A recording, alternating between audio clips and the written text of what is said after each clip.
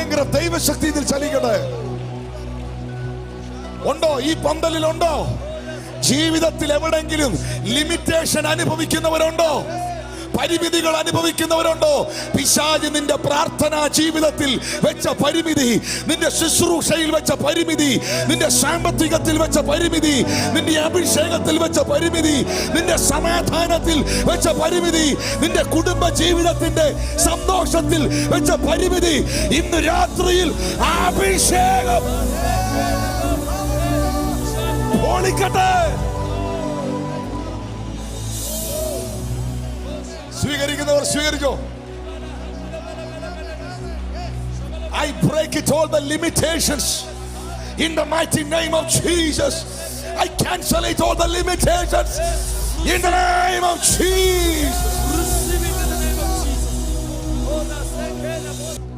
ആ ദൈവത്തിന്റെ അഭിഷിക്തൻ, the anointed one, the servant of the Lord, the great prophet of Israel, എലിയാവ് എന്ന പ്രവാചകൻ, ആ വ്യക്തിയുടെ അരികിൽ വന്നത്, ആ സ്ത്രീയുടെ അരികിൽ ചെന്ന് നിന്നത്, അവളുടെ ജീവിതത്തിൽ സാഹചര്യവും പട്ടണവും സമൂഹവും ജീവിതവും വെച്ച ഒരു ലിമിറ്റേഷൻ ഉണ്ട്.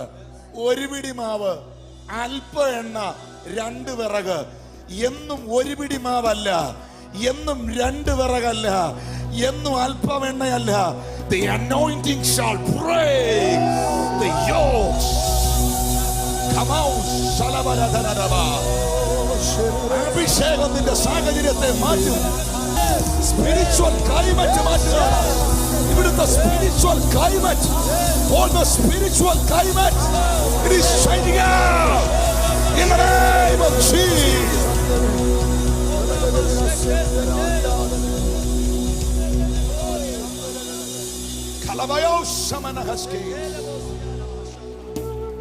ക്ഷാമകാലത്തും സമൃദ്ധി ഉണ്ടാകാൻ ഒരു പിടി മാവ് ശേഷിപ്പിച്ചോ? അല്പ എണ്ണ ശേഷിപ്പിച്ചോ? ദൈവം ഒന്നും തുടങ്ങിയത് എല്ലാം എടുത്തു വെച്ചോണ്ടല്ല. ചിലര് പറയാറില്ലേ, ഞാൻ ഒന്നേന്നും പറഞ്ഞ് തുടങ്ങിയാന്ന്. പക്ഷെ ദൈവം നിന്നോട് പറയുന്നു, എനിക്ക് തുടങ്ങാൻ നിന്റെ കയ്യിലിരിക്കുന്ന ഒന്നും എനിക്ക് വേണ്ട. ഞാൻ മരിച്ചതിനെ ഉയർപ്പിക്കുകയും ഇല്ലാത്തതിനെ, ഞാൻ മരിച്ചതിനെ ഉയർപ്പിക്കുകയും.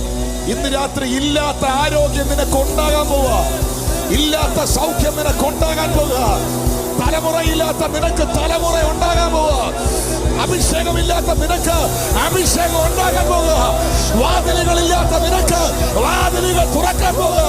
In the name of Jesus. ഈ പട്ടണത്തിന്റെ മേളിൽ ഒത്തിരി പരിമിതികൾ പിശാച് വെച്ചിട്ടുണ്ടല്ലേ. ഒരു സഭയും ഇതിനപ്പുറത്തോട്ട് വളരുകയല്ലേ, ഒരു സഭയും ഇതിനപ്പുറത്തോട്ട് പോകുകയല്ലേ, 1000 പേരിൽ കൂടുന്ന ഒരു കൂട്ടോടെ വരികയല്ലേ. പൈശാചിക മണ്ഡലം എഴുതി വെച്ചോ, 10,000 ഒന്നിച്ച് ആരാധിക്കുന്ന ജീസസ്. എന്റെ ദൈവത്തിന്റെ പുസ്തകത്തിൽ പരിധിയില്ല, എന്റെ ദൈവത്തിന്റെ പുസ്തകത്തിൽ പരിമിതിയില്ല, എന്റെ ദൈവത്തിന്റെ പുസ്തകത്തിൽ മാക്സിമം ഇല്ല. അവന് ഫെൻസുകളില്ല, അവന് മതിലുകളില്ല. യേശുവിന്റെ നാമത്തിൽ അവൻ സകലത്തെയും ഉളവാക്കുന്ന ദൈവം. കേരളം വിട്ട് നീ എങ്ങും പോയിട്ടില്ലല്ലേ. കേരളത്തിൽ തന്നെ നിനക്കൊരു മീറ്റിങ്ങിന് വേണ്ടി നീ പ്രാർത്ഥിക്കുവല്ലേ. നീ ഇങ്ങനെ പാസ്പോർട്ട് മാല പോലെ തൂക്കി പിടിക്കുവന്നേ.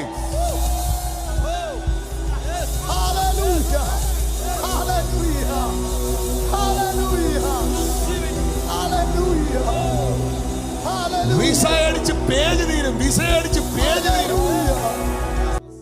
ഇവിടെയും ഞാനൊരു ശേഷിപ്പ് കാണുന്നു. ഒരു പിടി മാവ്, അല്പ എണ്ണ, 2 വിറക്. നയമാൻ സൗഖ്യമാകാൻ അവളുടെ വീട്ടിൽ, അവന്റെ വീട്ടിൽ ശേഷിപ്പിച്ച ഒരു കൊച്ചു മകളെ ഞാൻ കാണുന്നു. പക്ഷപാതക്കാരൻ സൗഖ്യമാകാൻ അവന്റെ ബന്ധങ്ങളിൽ ദൈവം ശേഷിപ്പിച്ച 4 കൂട്ടുകാരെ ഞാൻ കാണുന്നു. നിങ്ങൾക്കറിയാവോ, 12 വർഷമായി മർക്കോസ് 5:25 മുതലുള്ള വാക്യം വായിക്കുമ്പോൾ 12 വർഷമായി രക്തസ്രവം ഉണ്ടായിട്ട് പല വൈദ്യന്മാരാലും ഏറിയൊന്ന് സഹിച്ച് തനിക്കുള്ളതൊക്കെയും ചെലവഴിച്ചിട്ട് ഒട്ടും ഭേദം വരാതെ ഏറ്റവും പരവശയായി തീർന്ന ഒരു സ്ത്രീ യേശുവിന്റെ വർത്തമാനം കേട്ടു. 12 വർഷമായി ട്രീറ്റ്മെന്റിലാണ്. എന്താണ് അവളുടെ പ്രശ്നം? Bleeding issue. വേദപുസ്തകം വ്യക്തമാക്കുന്ന ഒരു സത്യമുണ്ട്, രക്തത്തിലല്ലയോ ജീവൻ ഇരിക്കുന്നത്. ഒരു മനുഷ്യന്റെ ശരീരത്തിൽ നിന്ന് രക്തം മുഴുവൻ വാർന്നു പോയാൽ അവന്റെ ജീവൻ പോകും.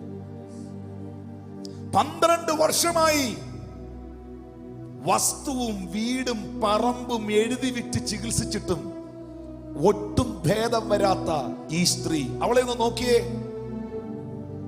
എന്റെ ഒരു ചിന്തയാണ്, ഈ 12 വർഷമായി ബ്ലീഡിംഗ് ഉള്ള ഇവൾ വളരെ ടയേർഡാണ്.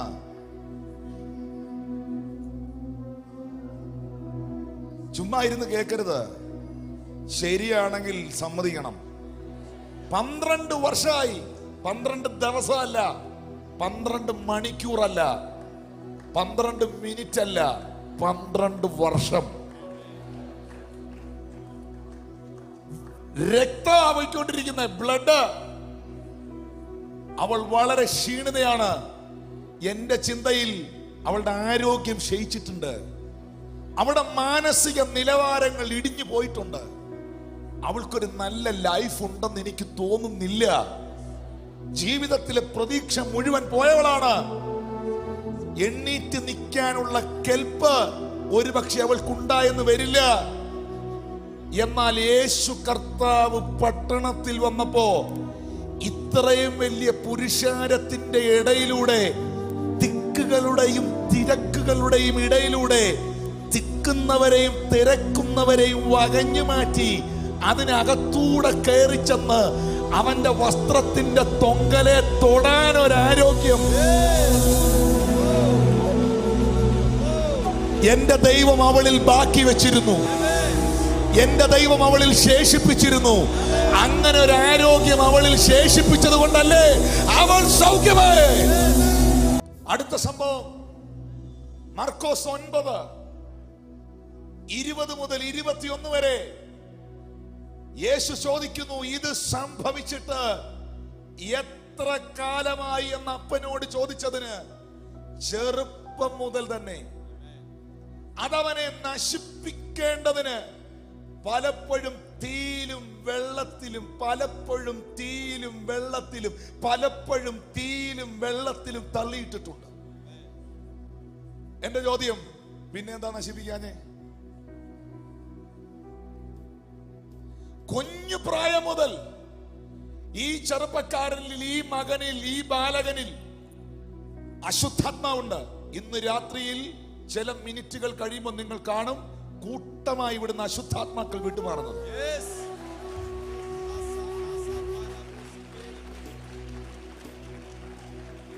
കുഞ്ഞു പ്രായം മുതൽ അവനിൽ അശുദ്ധാത്മാക്കളുണ്ട്. ആ അശുദ്ധാത്മാവ്, ആ ദുരാത്മാവ് തീ കാണുമ്പോൾ തീ തള്ളിയിടും, വെള്ളത്തിനടുത്ത് ചെല്ലുമ്പോൾ വെള്ളത്തിൽ തള്ളിയിടും. അതെപ്പോൾ മുതലാണ്? ചെറുപ്പം മുതൽ. എന്തിനു വേണ്ടിയാണ്? നശിപ്പിക്കേണ്ടതിന്. നിന്നെ നശിപ്പിക്കാൻ വേണ്ടി ഇത്രയും വർഷങ്ങളായി പിശാചി പണി മുഴുവൻ പണിഞ്ഞിട്ടും നിനക്കെന്തേ ഒന്നും പറ്റാഞ്ഞെന്ന് ചോദിച്ചാൽ ഒറ്റ മറുപടി ഉള്ളൂ, സാക്ഷിയാക്കാനാണ്.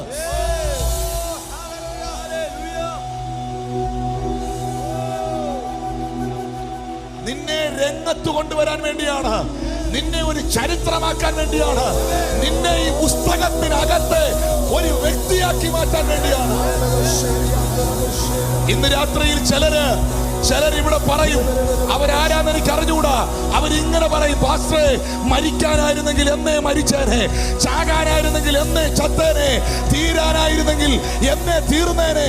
പക്ഷെ ഇന്ന് രാത്രിയിലും ഇവിടെ വന്ന് ഞാൻ ഇരിക്കുന്നതിന്റെ കാരണം എന്റെ ദൈവത്തിന് എന്നെ കുറിച്ച് ഒരു പദ്ധതി ഉള്ളത് കൊണ്ടാ എന്ന് വിശ്വസിക്കുന്നവർ ഒന്ന് ശബ്ദമുയർത്തി സ്തോത്രം ചെയ്യാം. പലപ്പോഴും തീയിലും വെള്ളത്തിലും തള്ളിയിട്ടെങ്കിലും എന്താണ് വെള്ളത്തിന്റെ പ്രത്യേകത? പിശാച് തരുന്ന അനുഭവങ്ങളാണത്. പിശാച് തരുന്ന അനുഭവങ്ങളാണ് പറഞ്ഞിരിക്കുന്നത്. എന്താണ് അനുഭവം? തീയുടെ അനുഭവം.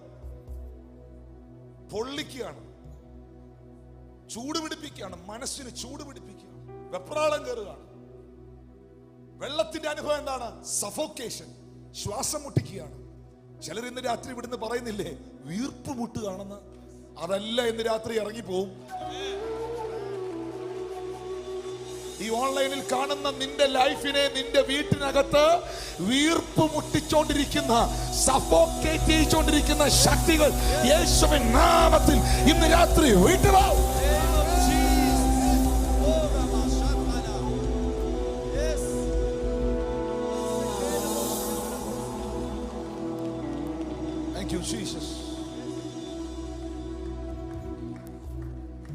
അവന്റെ ആയുസ്സിനെ ദൈവം ശേഷിപ്പിച്ചു. ആ കാരണം കൊണ്ടല്ലേ അപ്പൻ കയ്യെ പിടിച്ച് കർത്താവിന്റെ മുമ്പിൽ കൊണ്ടുവന്ന് നിർത്തി യേശു അവനെ വിടുവിച്ചത്. അപ്പോ ആയുസ്സിനെ ശേഷിപ്പിച്ചു. 4 കൂട്ടുകാരെ ശേഷിപ്പിച്ചു. ഒരു രാജ്യം ജീവനുള്ള ദൈവം യഹോവയാണെന്ന് തിരിച്ചറിയേണ്ടതിന് വീട്ടിൽ നിൽക്കുന്ന ഒരു വേലക്കാരി പെങ്കൊച്ചിനെ ശേഷിപ്പിച്ചു. മരിച്ചു പോകേണ്ട, ആത്മഹത്യ ചെയ്യേണ്ട സെറഫത്തിലെ വിധവയും പൈതലിനെയും വിടുവിക്കാൻ ഒരു പിടി മാവും അല്പമെണ്ണയും ശേഷിപ്പിച്ചു. യോബിന്റെ പുസ്തകം 2-ാം അധ്യായം 6-ാം വാക്യത്തിലേക്ക് വരുമ്പോൾ ജോബിനെ പരീക്ഷിക്കാൻ സാത്താൻ സ്വർഗത്തിൽ വന്ന് നിൽക്കുകയാണ്. യോബിന്റെ പുസ്തകം 2:6 യഹോവ സാത്താനോട് പറയുന്ന ഒരു വാക്കുണ്ട്, ഇതാ അവൻ നിന്റെ കയ്യിലിരിക്കുന്നു, പക്ഷേ അവന്റെ പ്രാണനെ മാത്രം തുടരുത്. അവന്റെ ആടിനെയോ കാളയോ വീടോ വസ്തുവോ എന്നാ വേണേലും നീ എടുത്തോ, പക്ഷെ അവന്റെ പ്രാണനെ ശേഷിപ്പിക്കണം. കാരണം നീ ശേഷിപ്പിക്കുന്ന ആ പ്രാണനില്ലേ, ആ പ്രാണൻ അവിടെ കിടന്നാ മതി, അവിടുന്ന് ഞാൻ തുടങ്ങും.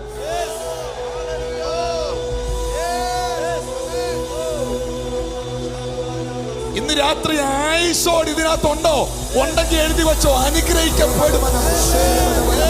അവിടുന്ന് ഞാൻ തുടങ്ങും.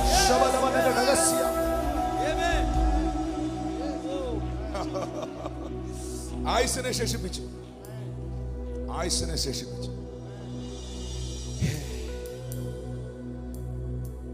കർത്താവിന് വർധനവ് കൊണ്ടുവരാൻ ആ കൊടുങ്കാട്ടിനകത്ത് 5 അപ്പവും 2 മീനും ശേഷിപ്പിച്ചു.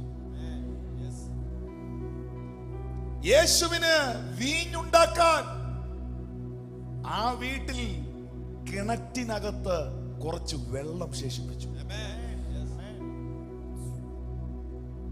സ്വർഗത്തിലെ ദൈവത്തിന് എലീശായുടെ മേലിലുള്ള വാഗ്ദത്തത്തെ നിവർത്തിക്കാൻ അവന്റെ അസ്ഥിയെ ശേഷിപ്പിച്ചു.